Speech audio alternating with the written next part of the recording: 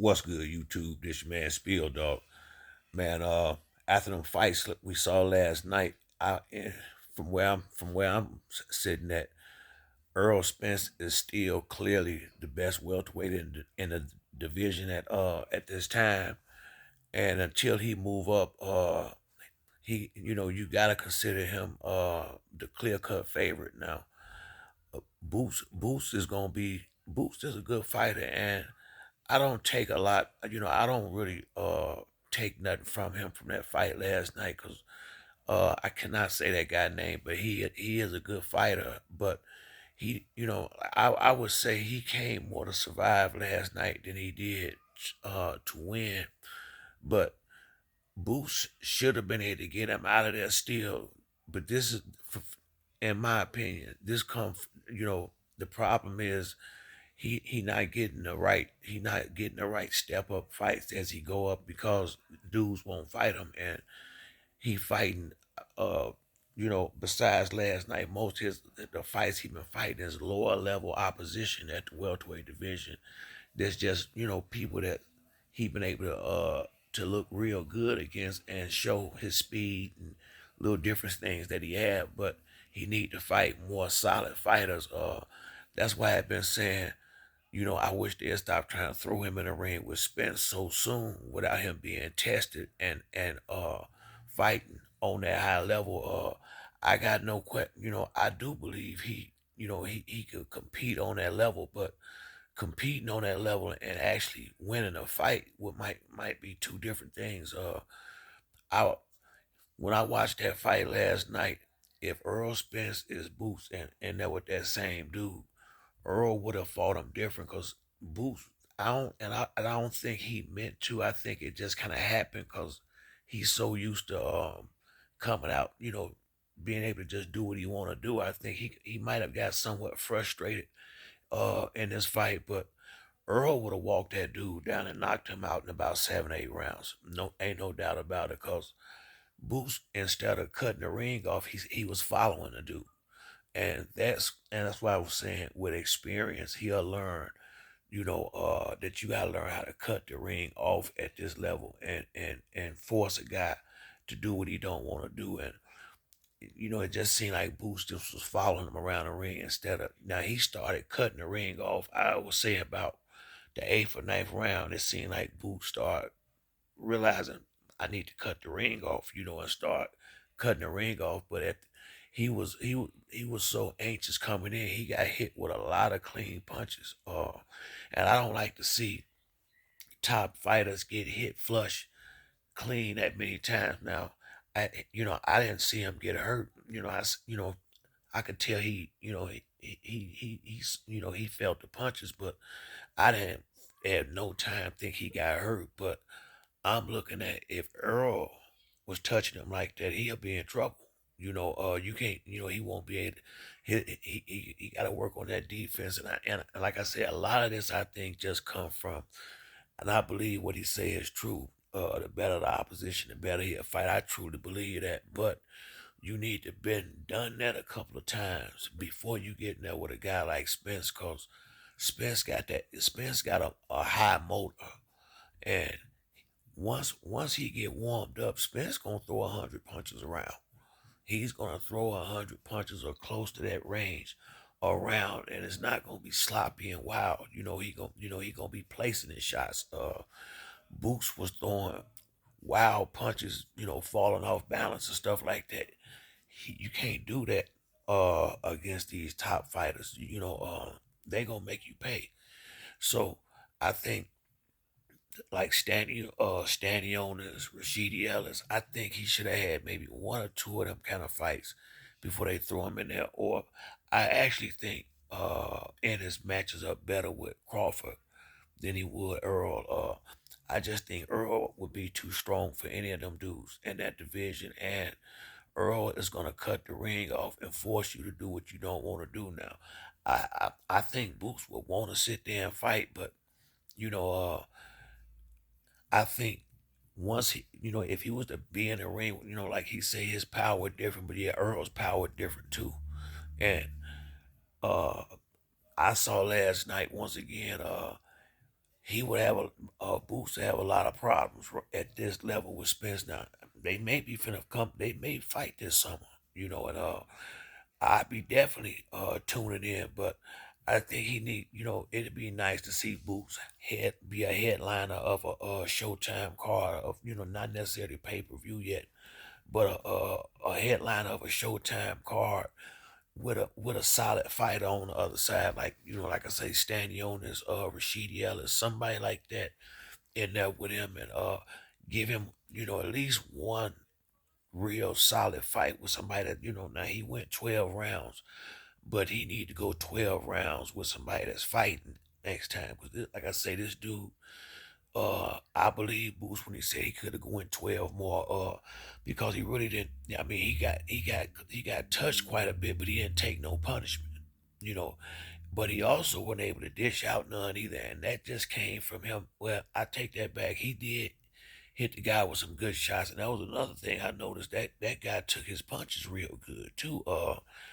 I just think I've watched Earl. I know I watch how he cut the ring off. If you go watch the fight he had with Chris Algieri, and watch how how he just cut the ring in half and forced that guy into situations he didn't want to be in. And I saw a few, uh, Jerron could have done that. I seriously think he was frustrated last night more than anything because he was having such a hard time getting that, touching that dude with anything clean. And that's where them big wild punches was coming from. And that's why I say, man, Earl Spence is he not a flat he not trying to be flashy. He uses fundamentals, but he got a high motor with the fundamentals, but he also got the slickness and the ability to move and do other things too. It's just that he haven't been fighting guys that's good enough to make him have to do all that.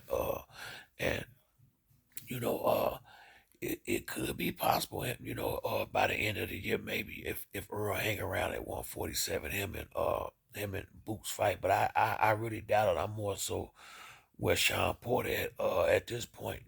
Spence would be wanting to fight Canelo and people on, he at the big money stage now. You know, the fight with Crawford should have been made, but that's a whole nother story. But it's I'm thinking he gonna be wanting the big money fights. I mean, he at that level. You gotta think he done beat Ugas, uh, Porter, uh, Mikey Garcia. He done beat Danny Garcia. Earl has been basically through the division. Besides Keith Thurman and Terrence Crawford, other veterans. He done pretty much been through all the best ones. Like I said, other than Bud, Keith, and Boots. Now, and Boots is a young fighter, and you saw a lot of that last night. But I still like I like his speed. I like his natural instincts, his athleticism. He still the whole package is there, and that fight last night may help him, because that may give some of these guys the courage to go out here and go ahead and sign on the dotted line and take that fight with Ennis. But last night just proved to me that what I've been knowing is true. Errol Spence is the best welterweight in the world, right now. And if he don't move up, I don't see nobody gonna be able to do nothing with him. I think him and Boots have a great fight. I could see Boots having moments in the fight, but I ain't never thought at this stage in his career I don't think even if he had the skills, he don't have the experience with the skills to do what he got to do in a fight like that. I just saw a lot of mistakes that he made last night, and that's just because the level of fighters he been in the ring with, and you know, it's going, they don't get no easier as you go up the ladder. And I tell people all the time, if you go back and just watch all these young top welterweights, whatever division they is coming up, Keith Thurman, Earl Spence, Sean Porter, Terrence Crawford, they all, when they coming up and they fighting dudes that ain't champions, they all getting all them knockouts and looking real good and flashy. But you don't really know what's what until you get them guys in the ring with another A caliber fighter that's still trying, that ain't been shot worn like how Kell Brook and some of them was when Bud got him, and like Khan was when Canelo, once these guys have been knocked out and beat 2 and 3 times, well, that ain't the same dude no more. I'm talking about when you get guys that's both undefeated, fresh, at that same level. That's when you're gonna get the best out of it. And like I said, I think Boots should, now if the title fight come, you gotta take the fight. But it'd be nice for me. I've been saying this over and over again. I still would rather see him in there with standing on his somebody like Danny Garcia or some of them level dudes before you throw him in there with Errol Spence. Cause I have just watched Errol Spence walk to. If people be, if Mikey Garcia was to be honest, Errol Spence is the one who ended his career. That fight with Errol Spence and everybody who watched the fight, and if you ain't seen it, go back and watch the tape.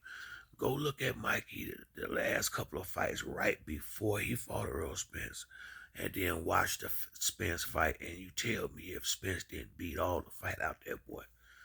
Uh, After them long 12 rounds with Earl, that whooping he gave him, that's what killed Mikey Garcia's career. His brother, his father, all of them know it.